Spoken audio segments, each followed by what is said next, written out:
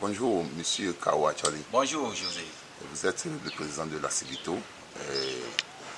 Quelles sont vos impressions par rapport à ce qui s'est passé à l'Assemblée nationale le mardi passé?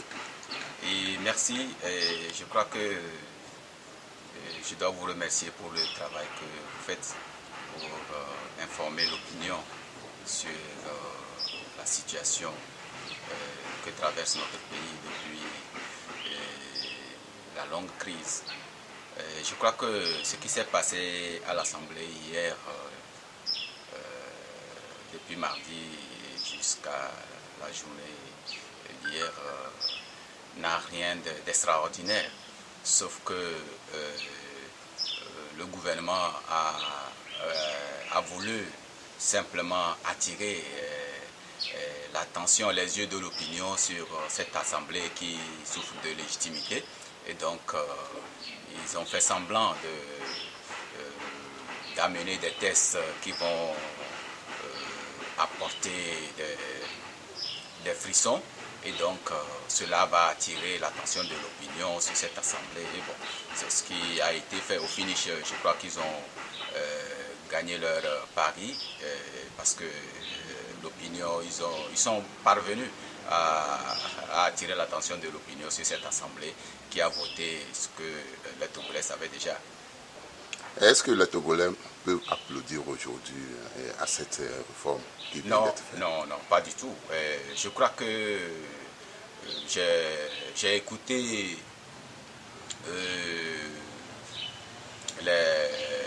la réaction de certains membres du gouvernement, notamment Gilbert Bawara, qui laissait entendre que c'est dans l'esprit de la feuille de route de la CEDEAO. Moi, je m'inscris en faux par rapport à cette affirmation que je pense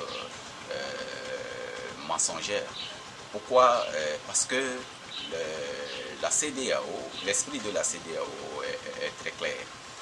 La CEDEAO a un esprit de limitation de mandat parce qu'il a un cadre juridique que tous les États respectent pour la limitation de mandat à 2 tours.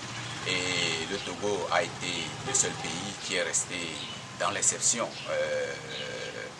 aux grandes dames des sommités de la CEDEAO. Et donc, nous dire aujourd'hui que c'est dans l'esprit de la fédération de la CEDEAO est une déclaration mensongère.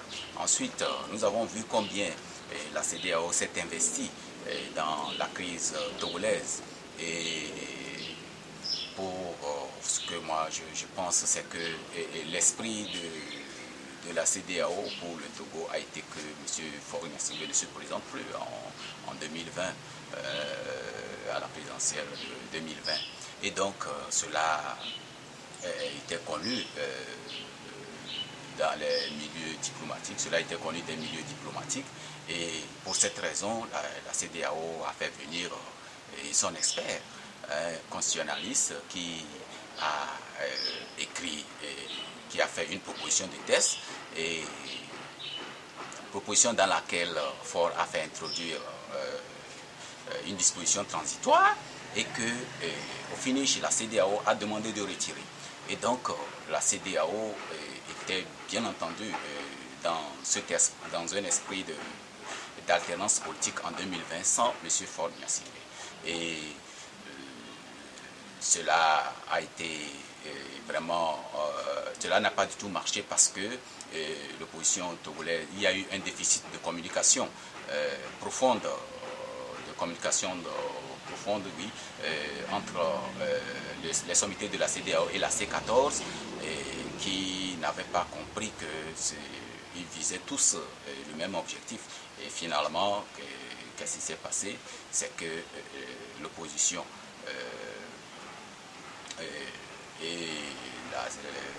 l'opposition a été contrainte à ne pas participer à l'élection du 20 décembre, ce qui vraiment a arrangé M. Faure Gnassingbé. Maintenant, qui a d'abord refusé d'amener le test de la CEDEAO au moment où la vraie opposition était à l'Assemblée. Il a refusé d'amener le caisse de l'expert constitutionnaliste de la CEDEAO parce que ce test ne lui permettait pas de se présenter après 2020. Donc il a fait un forcing pour tenir à cette date du 20 décembre pour aller à l'élection, soit disant que ça s'inscrit dans la feuille de route de la CEDEAO. Bien entendu, quand bien même la CEDEAO a donné cette date, la CEDEAO était dans un esprit d'apaisement pour que cela se passe tranquillement et que à terme, en 2020, qu'il y ait une nouvelle personnalité à la tête de notre pays. Et donc le pouvoir a balayé cela du revers de la main. Et ce qui s'est passé à l'Assemblée hier n'a rien à voir avec l'esprit de la CEDEAO. Il faut être véridique, il faut être franc et clair pour le dire. Et ensuite reconnaître également que ce n'est pas